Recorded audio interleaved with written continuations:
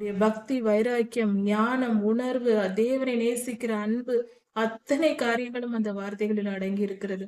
எப்படிப்பட்ட பரிசுத்தமான மனிதனாய் இருக்கிறார்.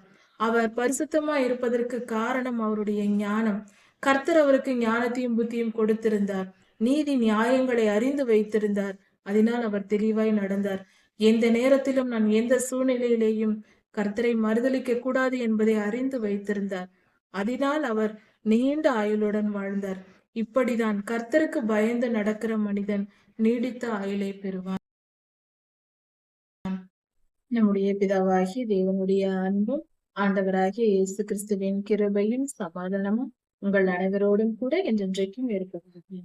தலைப்பு: நான் உன்னை விட்டு விலகுவதும் இல்லை, உன்னை கைவிடுவதும் இல்லை. நீதிமொழிகள் 4ஆம் அதிகாரம் 8ஆம் வசனம் முதல் 17ஆம் வசனம் வரை. ஞானத்தை நீ ஏற்றுக்கொள்ள வேண்டும் என்று கர்த்தர் சொல்லுகிறார். ஞானத்தை நாம் ஏற்றுக்கொண்டால் அது நம்மை கனப்படுத்தும். ஞானத்தை நாம் மேன்மைப்படுத்த வேண்டும். அப்பொழுது ஞானம் நம்மை மேன்மைப்படுத்தும். ஞானம் என்பது புத்தி, அறிவு, கர்த்தரை அறிகிற அறிவு.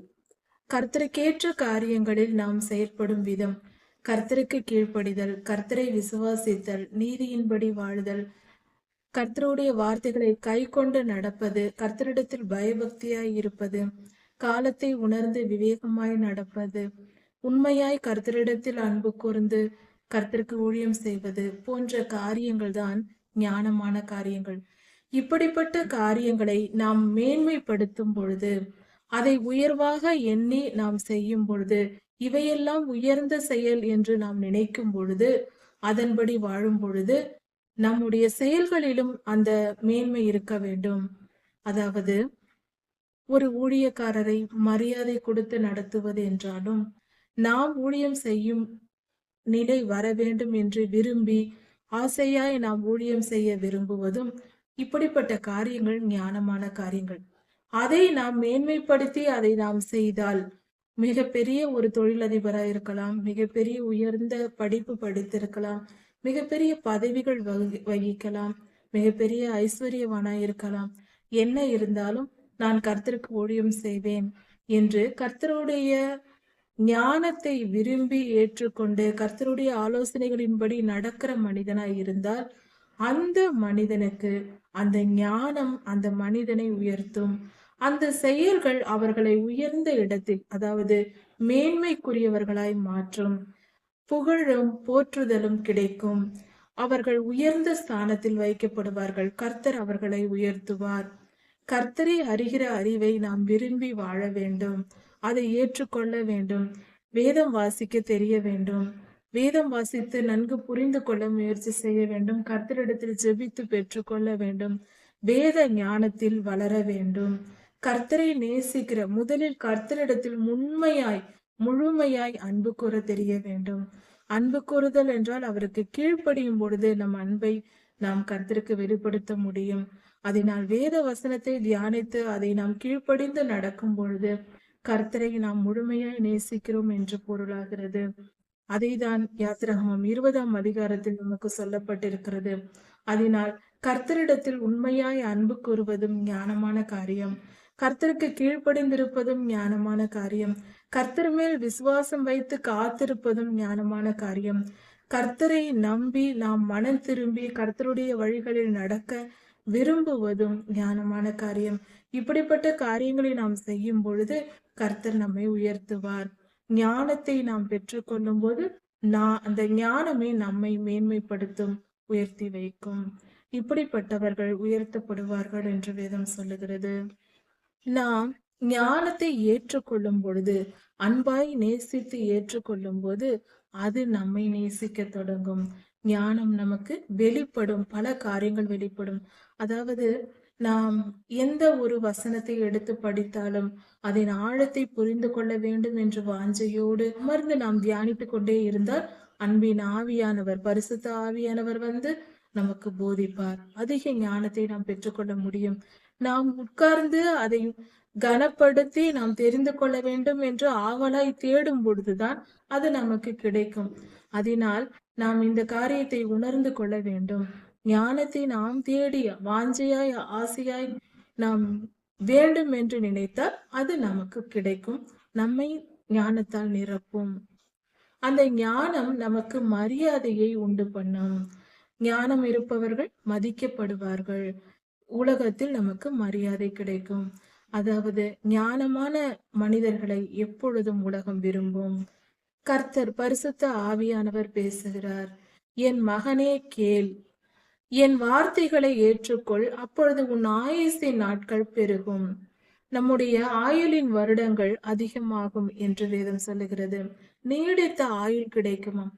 ஞானத்தை பெற்றுக்கொண்டவர்கள் நீடித்த ஆயுளை பெறுவார்கள் என்று சொல்வது எவ்வளவு பெரிய ஒரு உண்மையாய் இருக்கிறது. அதாவது கர்த்தரை அறிகிற அறிவில் நாம் வளரும் பொழுது, அதற்கு கீழ்ப்படிந்து நடக்கும் போது ஐஸ்வர்யம், சம்பத்து, உயர்ந்த மேன்மை மட்டுமல்ல, நம்முடைய ஆயுள் நாட்களும் நிறைவாகும், அதிகமாய் கிடைக்கும் என்று வேதம் சொல்லுகிறது. யோபையாவின் வாழ்க்கையில் இதை நாம் பார்க்கலாம். யோபையா உத்தமனாய் இருந்தார், சன்மார்க்கனாய் இருந்தார், கர்த்தருக்கு பயந்து நடந்தார் என்று 1 வசனம் 1 அதிகாரத்திலேயே கர்த்தர் சொல்லி இருக்கிறார். 1 யோபு 1 கர்த்தரே சொல்லி இருக்கிறார். அதனால் அப்படிப்பட்ட மனிதனாய் இருந்ததினால் அவருடைய வாழ்க்கையில் என்ன நடந்தது? எத்தனை சோதனைகள், போராட்டங்கள், வலிகள், வேதனைகள், அப்படிப்பட்ட கொடுமைகள், ஒரே நாளில் இத்தனை துன்பங்களும் வந்திருந்தும் கூட அவர் இந்த துன்ப துயரத்திற்கு பின்பு மீண்டு வந்து 140 வருடங்கள் வாழ்ந்திருக்கிறார். அப்படி என்றால் 4 தலைமுறையாக, அதன் பின்பு 4 தலைமுறையாக பிள்ளைகளையும் பிள்ளைகளின் பிள்ளைகளையும் பெற்றார். அவர்களை பார்த்தார் என்று வேதம் சொல்லுகிறது. அப்படியானால் அவருடைய 140 வருடங்கள் வாழ்ந்திருக்கிறார். அப்படி இருக்க கர்த்தரால் ஆசீர்வதிக்கப்பட்ட மனிதன் எப்படி இருப்பார்? அவர் ஞானமாய் நடந்தார், கர்த்தருக்கு கீழ்ப்படிதலை கற்றுக்கொண்டார், கர்த்தருக்கு பயந்து நடந்தார்.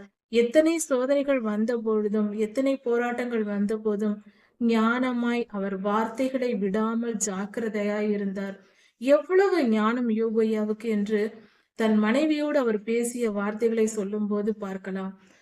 அவருடைய மனைவி சொல்லுகிறார், தேவனை தூஷித்து ஜீவனை விடும் என்று. அதாவது யோபையாவின் மனைவிக்குள் பொல்லாத ஆவி, பிசாசு, சாத்தான் நுழைந்துதான் அப்படி பேசுகிறான். யோபையாவை தேவனை தூஷிக்கும்படி சொல்லுகிறான். அப்பொழுது யோபையா என்ன சொல்லுகிறார்? பைத்தியக்காரி போல பேசாதே என்று சொல்லுகிறார். பைத்தியக்காரியை போல நீ பேசாதே, கர்த்தர் கொடுத்தார், கர்த்தர் எடுத்தார், கர்த்தருடைய நாமத்துக்கு ஸ்தோத்திரம் என்றார். இதில் அவருடைய பக்தி, வைராக்கியம், ஞானம், உணர்வு, தேவனை நேசிக்கிற அன்பு, அத்தனை காரியங்களும் அந்த வார்த்தைகளில் அடங்கி இருக்கிறது. எப்படிப்பட்ட பரிசுத்தமான மனிதனாய் இருக்கிறார். அவர் பரிசுத்தமாய் இருப்பதற்கு காரணம் அவருடைய ஞானம். கர்த்தர் அவருக்கு ஞானத்தையும் புத்தியும் கொடுத்திருந்தார். நீதி நியாயங்களை அறிந்து வைத்திருந்தார். அதனால் அவர் தெளிவாய் நடந்தார். எந்த நேரத்திலும் நான் எந்த சூழ்நிலையிலேயும் கர்த்தரை மறுதலிக்க கூடாது என்பதை அறிந்து வைத்திருந்தார். அதனால் அவர் நீண்ட ஆயுளுடன் வாழ்ந்தார். இப்படிதான் கர்த்தருக்கு பயந்து நடக்கிற மனிதன் நீடித்த ஆயுளை பெறுவான். தாவீதையாவும் நீடித்த ஆயுளை பெற்றிருந்தார். கர்த்தருக்கு பயந்து நடந்த கர்த்தருடைய இருதயத்திற்கு ஏற்ற மனிதன் என்று பெயர் பெற்ற தாவீது ராஜாவும் நீண்ட ஆயுளுடன் பூரண வாயுசுடன் வாழ்ந்து மரித்தார். இதெல்லாம் நமக்கு சாட்சியாக இருக்கிறது. இவர்களுடைய வாழ்க்கை நமக்கு சாட்சியாக இருக்கிறது. நம் கண்காண நாம் பார்க்கிறோம், கேட்கிறோம். அது உன் தலைக்கு மகிமையான முடியை கொடுக்கும், அதாவது கிரீடமாக இருக்கும். கர்த்தருடைய வார்த்தைகள் நம் தலைக்கு கிரீடமாக இருக்கும். அது மகிமையான கிரீடத்தை உனக்கு சூட்டும். இந்த இடத்தில் கிரீடம் என்று சொல்லும் பொழுது புகழ்ச்சியை குறிக்கிறது, மகிமையை குறிக்கிறது. உலகம் நம்மை பாராட்டும்படியாக, புகழும்படியாக கர்த்தர் வைப்பார். கர்த்தருடைய வார்த்தைகள் நமக்கு அப்படிப்பட்டதாய் கிடைக்கும். கர்த்தருடைய வார்த்தைகளுக்கு கீழ்ப்படிந்து நாம் நடக்கும் பொழுது, அவருடைய வார்த்தைகளை நாம் ஏற்றுக்கொள்ளும் பொழுது, அதுவே ஞானம்.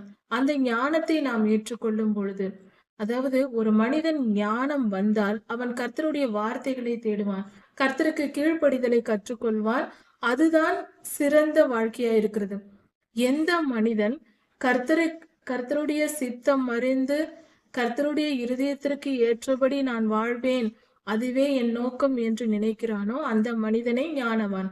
அப்படிப்பட்ட ஞானம் உடையவன் கர்த்தரால் புகழப்படுவான். அதாவது உலகமே அந்த மனிதனை புகழும். அந்த மனிதனுக்கு புகழ்ச்சியும் மேன்மையும் உயர்வும் இந்த உலகத்தில் அவனுக்கு கிடைக்கும். இந்த உலகத்திலும் கிடைக்கும், நித்தியத்திலும் கிடைக்கும். கர்த்தரே அப்படி தருவார். ஏனென்றால் அந்த மனிதன் ஞானவானாய் இருக்கிறான். அந்த ஞானி அந்த ஞானத்திற்கேற்ற கௌரவம் அந்த மனிதனுக்கு கிடைக்கும், புகழ்ச்சி கிடைக்கும். கர்த்தருக்கு கீழ்ப்படிந்து கர்த்தருடைய வார்த்தைகளை ஏற்றுக்கொண்டு நடக்கும் பொழுது நம்முடைய ஆயுள் பெருகும் என்று கர்த்தர் சொல்லுகிறார். கர்த்தர் நமக்கு ஞான மார்க்கத்தை போதிக்கிறார். ஞான மார்க்கம், மார்க்கம் என்றால் வழி. ஞானமாய் நடக்கும் வழிகளை கர்த்தர் நமக்கு சொல்லிக் கொடுக்கிறார். இப்படி நடக்க வேண்டும், இதை இப்படி செய்ய வேண்டும் என்று நீதியின் பாதையை, ஞானமான பாதையை நமக்கு சொல்லிக் கொடுக்கிறார். அதாவது நம் வாழ்க்கையில் துன்பத்திற்கும் துயரத்திற்கும் ஆளாகாதபடிக்கு நிரந்தரமாய் நாம் எப்பொழுதும் நிம்மதியாய் வாழ்வதற்கான ஞானமான வழிகளை கர்த்தர் சொல்லிக் கொடுக்கிறார். இதை செய், இதை செய்யாதே என்று. அப்படி நாம் அதை கேட்டு நடக்கும் பொழுது நம்முடைய வாழ்க்கை சிறந்ததாக இருக்கும். அந்த பாதைகள் செம்மையான பாதைகள், செழிப்பான பாதைகள், அவைகள் நமக்கு நன்மை தரும் வழிகளாய் இருக்கிறது. கர்த்தருடைய ஞானமான வழிகளில் நாம் நடக்கும் பொழுது அதில் நமக்கு துன்பம் வராது என்று வேதம் சொல்லுகிறது. கர்த்தர் நம்மை வழி நடத்துகிறார். இந்த கட்டளைகளையும் கற்பனைகளையும் வேத வசனங்களையும் கொடுத்து நம்மை வழி நடத்துகிறார். அந்த வழியில் நாம் போகும் பொழுது நமக்கு துன்பம் நேரிடாது என்று சொல்லுகிறார். கர்த்தருடைய வார்த்தையை மீறி நடக்கும் பொழுதுதான் நமக்கு துன்பம் ஏற்படுகிறது. கர்த்தருடைய வார்த்தைக்கு கீழ்ப்படிந்து நடக்கும் பொழுது துன்பத்திலும் துயரத்திலும் இருந்து நாம் நம்மை தப்புவித்துக் கொள்ளலாம், காப்பாற்றிக் கொள்ளலாம். துன்பம் வருவதற்கு காரணம் நாம் கர்த்தருடைய வழிகளை விட்டு விலகி நடப்பதே. கர்த்தருடைய வழிகளில் நாம் நடக்கும் போது ஓடினாலும் நாம் இளைப்படைய மாட்டோம். அதாவது நமக்கு சோர்வு இருக்காது. அதிகமாய் உழைத்தாலும் கர்த்தர் சொல்லியபடி நாம் வேலை செய்கிறோம். அந்த காரியத்தில் நாம் அதிகமாய் உழைத்தாலும் அதிகமாய் பிரயாசப்பட்டாலும் நாம் சோர்ந்து போக மாட்டோம். கர்த்தர் நமக்கு அதற்கு தேவையான பலனை நமக்கு தருவார். கர்த்தருடைய புத்திமதிகளை நாம் பெற்றுக்கொள்ள வேண்டும். அந்த புத்திமதிகளை காத்து கொள்ள வேண்டும். கர்த்தர் தரும் புத்திமதிகளை, அந்த புத்திமதிகள் நமக்கு உயிராய் இருக்கிறது, நமக்கு ஜீவனாய் இருந்து நம்மை காக்கிறது. கர்த்தருடைய புத்திமதிகள் தான் நம் உயிரை காப்பாற்றும். அதுவே நமக்கு ஜீவனாய் இருக்கிறது. துன்மார்க்கருடைய வழியில் நாம் நடக்கக்கூடாது. துன்மார்க்கர் என்றால் யார்? கர்த்தருடைய வழியை நடக்காமல் உலகத்தின் பாதையில் வாழ்கிறவர்கள், அவர்களே துன்மார்க்கராய் இருக்கிறார்கள். அப்படிப்பட்டவர்கள் செய்கிற செயல்களை பார்த்து நாம் கற்றுக்கொண்டு அவர்கள் செய்வதைப் போலவே நாம் செய்யக்கூடாது. உதாரணத்திற்கு, துன்மார்க்கர் இருக்கிறார்கள் என்றால் அவர்கள் என்ன செய்வார்கள்? அவர்களுடைய நேரத்தை பார்த்தால், அவர்கள் செலவிடும் நேரத்தை பார்த்தால் அதிக நேரம் எதற்கு செலவிடுகிறார்கள்? பொழுதுபோக்கிற்காக. செல்போன், டிவி, லேப்டாப் எதிலா இருக்கலாம், அல்லது சினிமா பார்ப்பது போன்ற காரியங்களில் அதிக நேரத்தை செலவிடுவார்கள். நம்முடைய தோழர்களாய், நம்முடைய தோழிகளாய் இருப்பார்கள். அவர்கள் இப்படியெல்லாம் செய்வதை பார்த்து அவர்கள் கர்த்தரை அறியாதவர்களும் கர்த்தரை ஏற்றுக்கொள்ளாதவர்களுமாய் இருந்து அவர்கள் இப்படியெல்லாம் செய்கிறார்கள் என்றால் அவர்களை பார்க்கிற நாமும் நம்முடைய நேரத்தை அப்படியே செலவழிக்க கூடாது. அவர்கள் காலையிலும் மாலையிலேயும் பொழுதுபோக்கு காரியங்களில் ஈடுபடுவார்கள். அதற்காக நாமும் கர்த்தருடைய பிள்ளைகள் நம் நண்பர்கள் செய்வது போல நாமும் செய்வோம் என்று கற்றுக்கொள்ளக்கூடாது. மிக மிக மிக தவறாயிருக்கிறது. தீயோருடைய வழிகளை கற்றுக்கொள்ளாதே, அவைகளின் வழியில் நீ நடக்காதே என்று வேதம் சொல்கிறது. துன்மார்க்கருடைய வழிகள், யார் துன்மார்க்கர் என்று எப்படி தெரிந்து கொள்வது? கர்த்தருடைய வேதத்தை தியானித்து அதன்படி வாழாதவர்கள் துன்மார்க்கர். சுலபமாக எல்லோரும் எப்படிப்பட்ட ஞானியாய் இருந்தாலும், உலக பார்வையில் ஞானமாய் இருந்தாலும் அவர்கள் துன்மார்க்கரே. கர்த்தருடைய வழிகளில் நடக்காதவர்கள், வேத வசனத்தை தியானிக்காமல் கர்த்தரை ஏற்றுக்கொள்ளாமல் வாழ்கிறவர்கள் துன்மார்க்கர். அப்படிப்பட்டவர்கள் செய்கிற வேலைகள், அவர்களை பார்த்து நாம் எந்த காரியத்தை கற்றுக்கொண்டாலும் அது கர்த்தருக்கு பிடிக்காது. அதை செய்யாதே என்று கர்த்தர் சொல்லுகிறார். மீறி செய்தால் துன்பம் வரும். தீயோருடைய வழியில் நடக்காதே, தீயவர்களின் வழி நடக்காதே. பாவத்தை செய்து உலக இன்பங்களை அனுபவிப்பதை வாழ்க்கை என்று வாழ்கிறவர்களே தீயவர்கள். அப்படிப்பட்டவர்களை பார்த்து நாம் கற்றுக்கொண்டு அவர்கள் வழிகளில் நாம் எதுவும் செய்யக்கூடாது, செயல்படக்கூடாது. உலக வாழ்க்கை வாழ்வது மட்டுமே வாழ்க்கை என்று இருக்கக்கூடாது. இந்த உலகத்தில் தான் வாழ்கிறோம். இந்த உலகத்தில் இருக்கும் வரைக்கும் படிக்கிற வயதில் இருக்கிற பிள்ளைகள் படிக்க வேண்டும், வேலை பார்க்க வேண்டிய வயதில் வேலை பார்க்க வேண்டும், குடும்பத்தை நடத்த வேண்டிய பெண்கள் குடும்பத்தின் காரியங்களை கவனிக்கிற பெண்கள் குடும்பத்தை கவனிக்க வேண்டும். இதையெல்லாம் தவறாமல் செய்ய வேண்டும். எந்த குறைவும் இல்லாமல் நிறைவாய் செய்ய முயற்சிக்க வேண்டும். சரிதான். ஆனால் ஒரு காரியத்தை மறந்துவிடக்கூடாது. இவை எல்லாம் இவ்வுலகத்தில் வாழ்கிற 60-70 வருடங்களுக்கு மட்டுமே. நித்திய ஜீவனில் கொண்டு போய் சேர்க்காது இந்த காரியங்கள் எல்லாம். படிப்பதோ, வேலைக்கு செல்வதோ, வீட்டு காரியங்களை கவனிப்பதோ, இதெல்லாம் நித்தியத்திற்கு போவதற்கு பயன்படாது. இங்கிருக்கும் வரைக்கும் இதை நாம் செய்ய வேண்டும். அன்றாட காரியங்களை கவனித்துதான் ஆக வேண்டும். ஆனால் ஒரு காரியம் மட்டுமே, ஞானமாய் நடந்து கர்த்தருடைய வழிகளில் நடந்து கர்த்தரை அறிகிற அறிவில் வளர்ந்தால்தான் நாம் கர்த்தருடைய ராஜ்யத்தில் சென்று சேர முடியும். அதை நாம் அங்கேயும் எடுத்து செல்லலாம். அந்த ஞானத்தையும் புத்தியையும் பரலோகத்திற்கும் கொண்டு போக முடியும். அதனால் அந்த காரியங்களை நாம் கற்றுக்கொள்ள வேண்டும். ஞானத்திற்கு, கர்த்தரை அறிகிற அறிவிற்கு அதை கற்றுக்கொள்ள நாம் பழக வேண்டும். நாடி தேடி ஓட வேண்டும். தீயவர்களின் வழியில் நடக்காதே, அதை வெறுத்து விடு என்று கர்த்தர் சொல்லுகிறார். நாம் போகாமல் இருந்தால் மட்டும் போதாது. இங்கிருந்தே நேசித்துக் கொண்டிருக்க கூடாது. ஐயோ, அந்த மெகா சீரியல் பார்க்கலாம், அந்த சினிமா பார்க்கலாம், அந்த பொழுதுபோக்கு காட்சிகளை பார்க்கலாம், இதை என் நண்பர்கள் செய்கிறார்களே, நான் செய்ய முடியவில்லையே என்று விலகி இருந்து கொண்டு அதை நேசித்துக் கொண்டிருக்க கூடாது. அதை வெறுத்து விடு, மனதால் அதை வெறுத்து விடு என்று கர்த்தர் சொல்லுகிறார். அதை வெறுத்து விட வேண்டும். தீய காரியங்களை வெறுத்து விட வேண்டும். இது மட்டுமல்ல, எந்த தீய காரியங்களா இருந்தாலும் அதை எல்லாவற்றையும் வெறுத்து விட்டு அதை விட்டு விலகி ஓடிவிட வேண்டும். அதை விட்டு விட வேண்டும். அதை தொடரவும் கூடாது, தொடர நினைக்கவும் கூடாது. இப்படிப்பட்ட செயல்களை செய்கிற மனிதர்கள், துன்மார்க்கர் இருக்கிறார்கள். அவர்கள் பிறருக்கு தீமை செய்வதே வேலையாக இருப்பார்கள். அப்படிப்பட்டவர்களுடைய வழியை நாம் தெரிந்து கொள்ளக்கூடாது. அவர்களை அதை நினைத்தும் பார்க்க கூடாது என்று சொல்லுகிற கர்த்தர் இன்னொரு காரியத்தையும் சொல்லுகிறார்.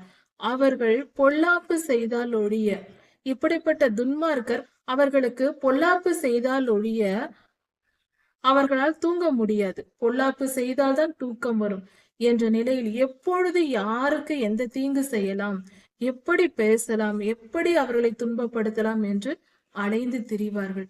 அப்படிப்பட்டவர்களை விட்டு நாம் விலகிவிட வேண்டும். யாரையாவது எப்படியாவது யாரையாவது கவிழ்த்து விட வேண்டும். நம்முடைய பாதைக்கு, நாம் பாவிகளாய் இருக்கிறோம், அதனால் நம்மை போல மற்றவர்களையும் பாவிகளாக்க வேண்டும் என்பதே அவர்களுக்கு நோக்கமாய் இருக்கும். துன்மார்க்கரின் நோக்கம் அப்படிதான் இருக்கும். அதைதான் அவர்கள் செய்து கொண்டிருப்பார்கள். அப்படிப்பட்டவர்கள் வழிக்கு போகக்கூடாது. அவர்களை விட்டு விலகி போய்விட வேண்டும். அவர்களிடம் சேரக்கூடாது, பக்கத்தில் கூட இருக்கக்கூடாது என்று கர்த்தர் சொல்லுகிறார். அவர்கள் ஆகாமியத்தின் அப்பத்தை புசித்து கொடுமையின் ரசத்தை குடிக்கிறார்கள். அவர்கள் ஆகாமியத்தின் அப்பத்தை புசித்து கொடுமையின் ரசத்தை புசிக்கிறார்கள் என்று கர்த்தர் சொல்லுகிறார். அதாவது ஒழுக்கமற்ற ஒரு நிலை. ஆகாமியம் என்பது அதுதான், ஒழுக்கமற்ற நிலை. ஒழுக்கமற்ற நிலையில் இருப்பதே அவர்களுக்கு தினசரி சாப்பிடுவது போல. ஒழுக்கமற்ற காரியங்களில் ஈடுபடுகிறவர்கள், அப்படிப்பட்டவர்கள், கொடுமை செய்கிறவர்கள், இப்படிப்பட்டவர்களுக்கு நாம் கிட்டே கூட சேரக்கூடாது. அவர்களுடன் எந்தவித தொடர்பும் நமக்கு இருக்கக்கூடாது என்று கர்த்தர் சொல்லுகிறார். இப்படியாக நாம் தீமையை விட்டு விலகி வாழ கற்றுக்கொள்ள வேண்டும்.